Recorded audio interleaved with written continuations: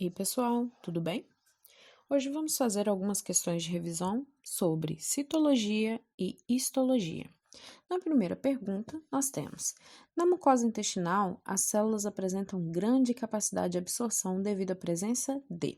Como podemos observar na imagem ao lado, temos aqui a imagem de um tecido, justamente intestinal. Ampliando aqui, podemos observar, exatamente essa membrana, esse tecido, e a presença das nossas microvilosidades, que vão ser essas superfícies aqui, como se fosse uma invaginação dessa membrana. E isso vai aumentar a área de absorção, a área de contato ali, melhorando, no caso, essa capacidade de absorção da nossa mucosa intestinal. Quimicamente, a membrana celular é constituída por, como podemos ver nessa imagem ao lado, temos aqui a nossa membrana plasmática, constituída, pela bicamada fosfolipídica. Temos aqui moléculas de colesterol que vão auxiliar, nessa membrana, na fixação dessa membrana. Temos aqui as proteínas integrais e periféricas, presentes nessa membrana. Os carboidratos, que podem estar ligados aos nossos fosfolipídios, formando o glicolipídio, ou ligados às proteínas, formando a glicoproteína. Na parte interna, aqui podemos observar alguns filamentos, do nosso citoesqueleto. Mas se você observar bem essa imagem, a maior parte dessa imagem é constituída pelos fosfolipídios da bicamada e as proteínas. Então, a nossa resposta seria C, proteínas e lipídios. A biologia celular, também chamada de citologia, é a parte da biologia relacionada com o estudo das células, as estruturas fundamentais dos seres vivos. O desenvolvimento dessa ciência foi possível graças ao desenvolvimento do microscópio, que tornou possível a observação dessas estruturas. Ao analisar uma célula humana, é possível perceber três partes básicas. Quais são elas? Bom, já observando pelas nossas respostas aqui, a membrana plasmática, sem dúvidas, é uma dessas três partes básicas. Ela vai estar presente em todos os tipos de célula, inclusive, nas nossas procariotas.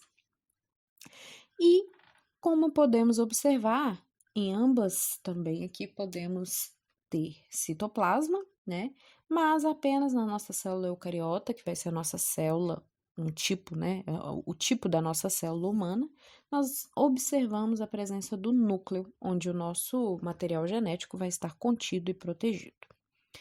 Bom, a próxima pergunta é sobre a membrana plasmática. Apesar dela ser invisível ao microscópio óptico, ela está presente. E, como eu já falei, anteriormente, ela está presente tanto nas células procarióticas quanto nas células eucarióticas. Na próxima pergunta, sobre mitocôndrias. As mitocôndrias provavelmente surgiram por um processo endossimbiótico. Analise as alternativas a seguir e marque a única que apresenta uma característica que não apoia essa hipótese. Bom, as nossas mitocôndrias, pela teoria da endossimbiose, elas foram englobadas por essas células eucariontes, e elas passaram a viver em simbiose, uma auxiliando a outra, E como podemos observar aqui pela imagem, essa mitocôndria ela apresenta sim ribossomos. Então, a letra A, a ausência de ribossomos, seria justamente essa que não apoia essa hipótese, pois essas mitocôndrias elas apresentam sim um DNA próprio, que inclusive é diferente do DNA nuclear da célula, e elas podem se autoduplicar, Uma mitocôndria pode dar origem a outra. A próxima questão: quanto à síntese de lipídios, ela ocorre no... Bom, com relação à síntese de lipídios, ela vai ser realizada no retículo endoplasmático liso, certo? Demonstrado aqui nessa imagem ao lado. Próxima pergunta: identifique as organelas que estão marcadas na figura e assinale a alternativa correta. Na figura ao lado, nós podemos ver uma célula eucarionte, diversas organelas ali presentes, inclusive o nosso núcleo, que vai caracterizar essa célula eucarionte, e ali uma numeração, 1, 2 e 3. A número 1 justamente está demonstrando a nossa mitocôndria. A número 2 está demonstrando ali próximo, ao nosso núcleo, justamente o nosso complexo golgiense ou complexo de Golgi ou aparelho de Golgi. Bem ali contínuo à parede, né, do nosso núcleo, nós temos o retículo endoplasmático rugoso. E na frente dele, né, como podemos ver ali, algumas bolinhas, né, como se fosse ali umas partes mais redondinhas, o nosso retículo endoplasmático liso. Bom, mas como nós estamos querendo saber apenas estruturas 1, 2 e 3, a nossa resposta seria A, mitocôndria, complexo golgiense e retículo endoplasmático rugoso. O citoesqueleto eucarionte ele é amplamente estudado e permite que as células desempenhem importantes funções. Esse citoesqueleto é formado por 3 estruturas moleculares. Analise as alternativas e marque a única que não indica uma estrutura molecular presente no citoesqueleto. Como eu coloquei na imagem ao lado aí, podemos observar quais são esses 3 elementos que compõem esse citoesqueleto, né? O nosso filamento intermediário, o microtúbulo e o filamento de actina. Então, a nossa resposta, né, da única que não indica uma estrutura molecular do citoesqueleto seria a B, filamento de miosina. Bom, a próxima questão é um VOF e, como podemos observar, é a respeito do nosso complexo de Golgi. Analise com V verdadeiro ou F de falso as afirmações abaixo referentes ao complexo golgiense. Ao lado, representando o nosso complexo golgiense, que são esses sacos achatados, né, empilhados, nós temos ali uma face trans e uma face cis, então ela é polarizada, e podemos ver ali algumas formações de vesículas, que é justamente como a gente vai trabalhar, né, nesse complexo de Golgi. Bom, quantas perguntas? É local de síntese de lipídios e esteroides? Falsa. Sabemos, né, pela pergunta anterior, que os lipídios eles são sintetizados no nosso retículo endoplasmático liso. Ela empacota proteínas provenientes do retículo endoplasmático e as distribui para o seu destino.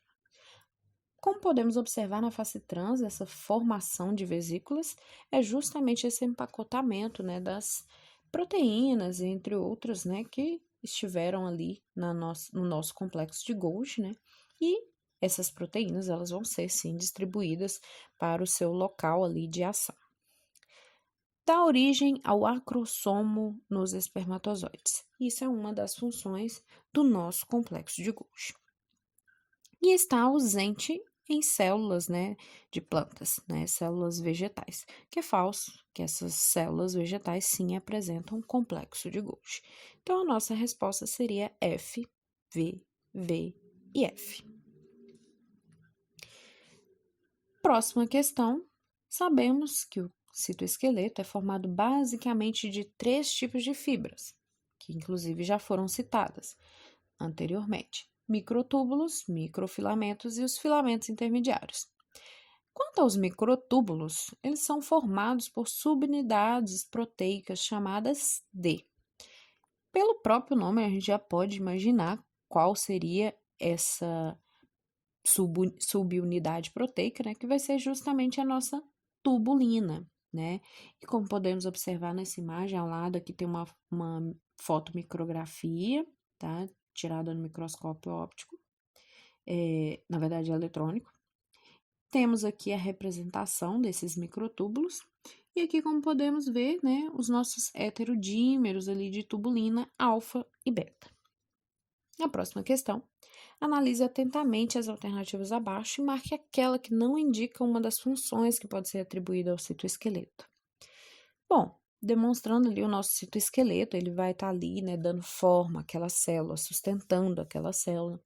Ele vai ajudar na movimentação das organelas, porque lembrem-se que essas organelas elas não são fixas, elas se movimentam. E como a nossa célula às vezes precisa se contrair, esse citoesqueleto também vai auxiliar nessa contração celular. Então, a nossa opção seria permeabilidade seletiva, que é uma das funções da nossa membrana plasmática. Bom, por último, sobre o citoesqueleto é correto afirmar que está relacionado à ciclose que é o contínuo movimento de organelas, como eu disse, elas não são fixas, e substâncias nesse citosol envolvendo proteínas, como a quitina e miosina, que são os microfilamentos ali responsáveis pelo movimento. Ela está presente ali em células eucariotas e procariotas, organiza a estrutura interna celular, mas não define a forma da célula.